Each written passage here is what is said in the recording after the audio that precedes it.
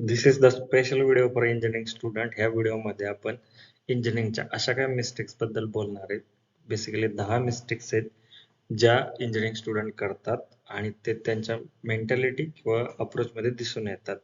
काही common mistakes आहेत, त्याची यादी आपण आता 10 मिस्टेकची घेतलेली आहे.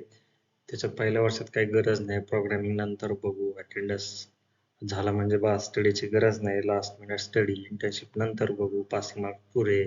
अशा 10 बिगेस्ट मिस्टेक मी आयडेंटिफाय करून तुमच्या पुढे मांडत आहे, ज्याच्यामध्ये आपण बघूया की कोणत्या मिस्टेक्स आहेत ते तुम्हाला अवॉइड करायच्यात, म्हणजे तुम्हाला इंजिनिअरिंग साठी फायदा नक्की होईल. इंजिनिअरिंग कठीण आहे का? तर आय थिंक आहे, पण ती का वाटते कठीण? कारण ती चुकीच्या पद्धतीमुळे कठीण वाटते. कारण की बऱ्याच गोष्टी आहेत जो काही विद्यार्थी इथूनच टॉपला जातात, चांगले चांगले पॅकेज मिळवतात आणि त्यांचे पॉइंटरही खूप चांगले असतात. म्हणजे सोपी म्हणता तरी नाही येणार, पण काही चुकीच्या पद्धतीमुळे ती कठीण वाटत जाते. कारण की प्रत्येक जणाला इंजिनिअरिंगचे त्या गोष्टी समजून येत नाही, ज्याच्यामुळे इंजिनिअरिंग अजूनच अवघड वाटत जाते. काहींना ती कठीण नाही असं म्हणणं थोडंसं वेगळं वाटेल, चुकीच्या पद्धतीमुळे तर ते जास्तच कठीण वाटू शकते. तर मिस्टेक्स कोणत्या आहेत? तर पहिली सगळ्यात मेगा मिस्टेक ज्याला म्हणू, की पहिल्या वर्षात काहीच गरज नाही. पहिलं वर्ष म्हणजे सगळ्यांसाठी कॉमन असतं, सगळे वातावरण नवीन असतं आणि त्याच्यामध्ये सगळे बेसिक्स असतात. कोणी कम्प्युटरचा असेल तरी त्याला ते सब्जेक्ट शिकायचे आहेत, वेगवेगळ्या ब्रांच विद्यार्थ्यांना तेच सब्जेक्ट शिकवायचे आहेत. मग बऱ्याच वेळा विद्यार्थ्यांना पहिल्या वर्षात काहीच गरजेचं नाही असं वाटू शकतं. पण जर बेसिक्सच माहित नसेल तर मग फ्युचरमध्ये प्रॉब्लेम येऊ शकतो. म्हणून basics is equal to future. तुम्ही पहिल्या वर्षात जेवढ्या स्ट्रॉंगली पास करतात तेवढं तुमचं फ्युचर चांगलं असणार आहे. त्याच्यामुळे basics is equal to future आहे. त्यामुळे पहिली मिस्टेक करू नका. पहिलं वर्ष खूप महत्वाचं आहे, ते ऑल क्लिअर चांगल्या मार्काने पास होणं हे खूप महत्वाचं आहे. त्यामुळे पहिलं वर्ष महत्वाचं नाही, हा जर माइंडसेट असेल तर नक्की चेंज करा. ही पहिली मेगा मिस्टेक आहे. त्याच्यावर सोल्युशन काय? दररोज 1 तास बेसिक वर द्या, फॉर्म्युला प्लस कन्सेप्ट वर तयारी करा. नोटबुक मध्ये त्या सगळ्या गोष्टी लिहून ठेवा. पहिल्या वर्षी जर तुम्ही या सगळ्या गोष्टी तयार केल्या तर तुम्ही फर्स्ट इयरलाच तयार होऊन जाता. सो पहिली मिस्टेक आणि त्याचं सोल्युशन तुमच्या लक्षात आलेलं आहे. दुसरी मेगा मिस्टेक काय? प्रोग्रामिंग नंतर बघू. म्हणजे प्रोग्रामिंग आत्ता गरजेचं नाही, त्याला अवॉइड करत करत करत पुढे जात राहणं. कोडिंग सर्व ब्रांचला लागत नाही, अशा गोष्टीमुळे प्रोग्रामिंगला अवॉइड केलं जातं. पण प्रोग्रामिंग बऱ्याच ब्रांचमध्ये महत्वाची ठरते आणि ती फ्युचरमध्येही कामाला येते. सो फर्स्ट इयरला किंवा प्रोग्रामिंगला लवकरात लवकर बेसिक क्लिअर करून घेणं खूप गरजेचं आहे. सोल्युशन काय? तर 40 दिवसात बेसिक क्लिअर होऊ शकतात. त्याच्यामुळे बेसिक्स क्लिअर करण्याकडे लक्ष द्या आणि 40 डेज द्या, ज्याच्यामधून तुमचं सी, पायथॉन सारख्या लँग्वेजेसचं बेसिक चांगलं होईल आणि तुम्ही त्याच्या थ्रू आपले कन्सेप्ट क्लिअर करू शकता. मेगा मिस्टेक 3 कोणती?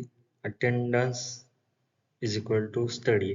म्हणजे आता काय करतात मुलं, कॉलेजमध्ये फक्त अटेंडन्स साठी येतात, स्टडी साठी नाही. म्हणजे अटेंडन्स महत्वाची ठरली आणि स्टडीला मागे टाकत गेलं तर फक्त हजेरी तुम्हाला कुठेही फायदेशीर ठरणार नाही. It is your mistake that you are not taking seriously to study. Attendance फक्त एक तुम्हाला ते लेक्चर, प्रॅक्टिकल, बेसिक नॉलेज कळवण्यासाठी अटेंडन्स मॅन्डेटरी असते. त्याच्याबरोबर तुम्ही स्टडी पण करणं खूप महत्वाचं आहे आणि सिरियसली या गोष्टी लक्षात ठेवणं खूप महत्वाच्या ठरतात. याच्यावर सोल्युशन काय? तुम्ही नोट्स तुमच्या भाषेत काढा, एक विषय पूर्ण क्लॅरिटीने समजून घ्या. क्लॅरिटीने समजून घेतल्यानंतर तुम्ही त्याच्यामध्ये प्रगती करू शकता. म्हणून अटेंडन्स तर ठेवाच, पण त्याच्याबरोबर सब्जेक्टची क्लॅरिटी ठेवा, त्याच्यामुळे तुम्हाला फायदा नक्की होईल. मेगा मिस्टेक फोर्थ कोणती? एक लास्ट मिनिट स्टडी.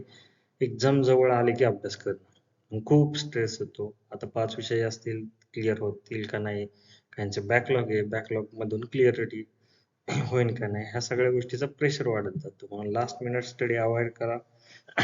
रेग्युलर अभ्यास करा, ज्याच्यामुळे तुम्हाला शेवटी शेवटी स्ट्रेस आणि फेल्युअरची भीती वाटणार नाही. तुमची रेग्युलर स्टडी तुम्हाला कधीही उपयुक्त ठरेल. सो ही चौथी मिस्टेक तर सगळ्यात जास्त अवॉइड करा. आता एक्झामचा सीझन चालू आहे म्हणून विद्यार्थ्यांना ही मिस्टेक लवकर कळून जाईल. याच्यावर सोल्युशन काय? वीकली रिव्हिजन ठेवा. 25 दिवस मायक्रो प्लॅन बनवा. त्याच्यामध्ये वेगवेगळे पॅटर्न बनवा. त्याच्यात थोडा थोडा थोडा करत अभ्यास करा. म्हणजे शेवटी तुमची रिव्हिजन खूप चांगली होईल आणि झालेल्या कन्सेप्ट मधून तुम्हाला शेवटच्या महिन्यात जो PL असेल किंवा त्या काळात तुम्हाला फक्त आणखीन नवीन काहीतरी वाचण्यात मिळेल. नाहीतर शेवटी शेवटी पण तुम्ही काही बेसिक गोष्टी वाचण्यातच आपला पूर्ण वेळ घालवतात. 5वी मेगा मिस्टेक कोणती आहे? तर हे सगळं झाल्यानंतर इंटर्नशिपची वेळ आली.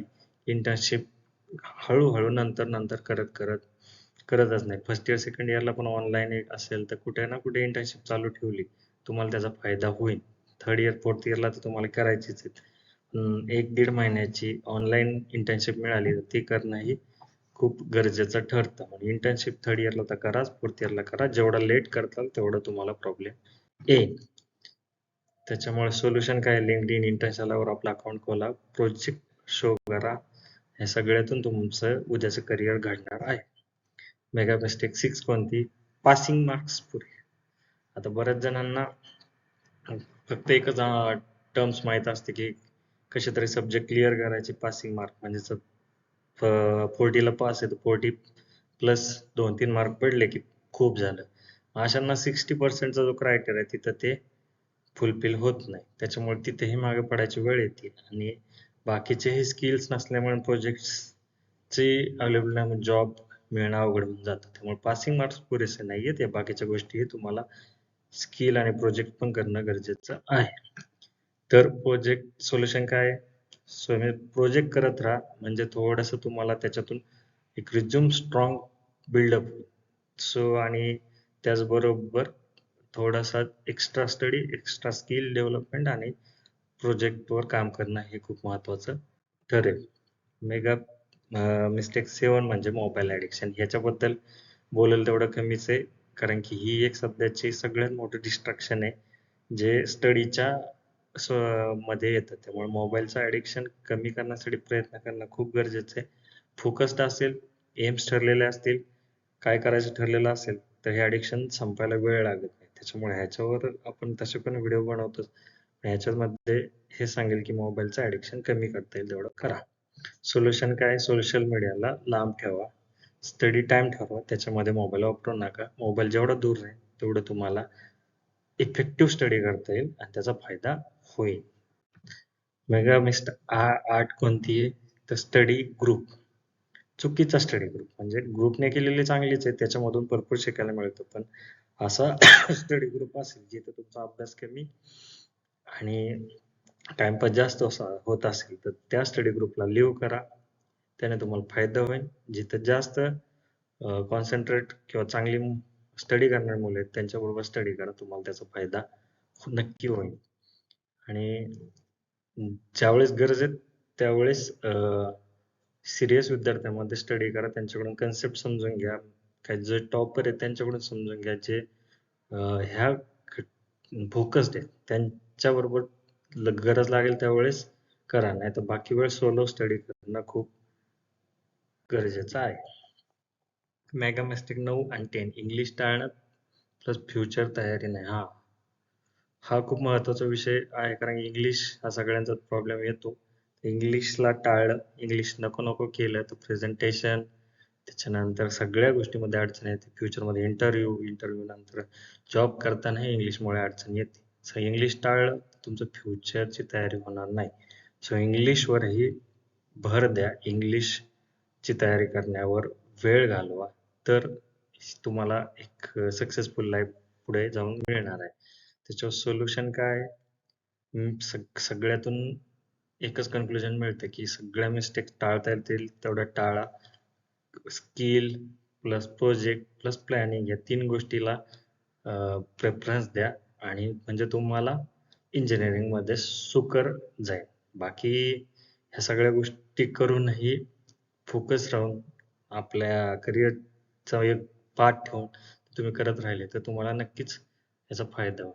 जर असेच व्हिडिओ आवडत असतील तर चॅनलला सबस्क्राईब करा. एवढं सांगतो. धन्यवाद.